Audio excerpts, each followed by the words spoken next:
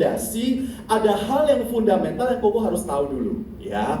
Boleh aku ya, gua cerita 5 menit ya, maksimal 10 menit. Apa itu Win? Nih, gua mau cerita. Ada 5A.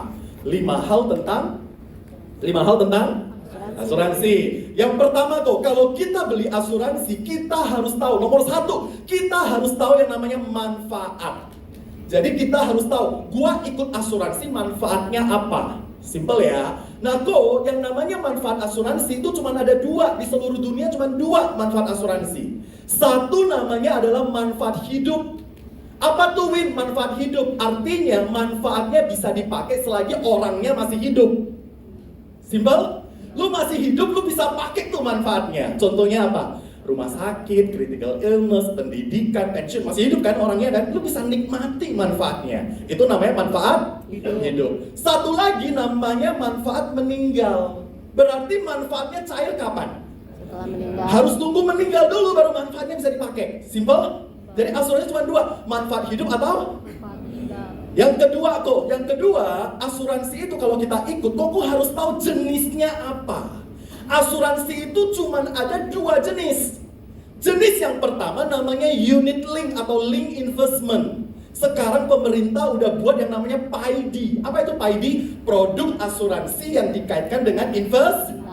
Nah, kalau kita punya asuransi jenisnya adalah unit link, maka ada 2 hal yang Koko harus selalu ingat. Apa tuh Win? 2 hal yang harus selalu ingat. 1, harus selalu cek saldo. 2, harus selalu cek biaya. Kenapa begitu Win? Karena banyak orang di luar sana, dia nggak tahu jenisnya apa. Yang dia tahu tiap bulan itu auto debit bayar premi. Tiap bulan dia auto debit bayar premi. Mau dipakai nih polisnya, rupanya lapse.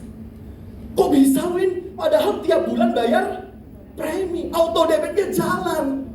Tapi waktu mau dipakai asuransinya rupanya tidak aktif. Tahu nggak kenapa?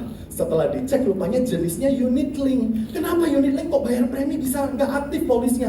Rupanya biaya asuransinya sudah melebihi preminya.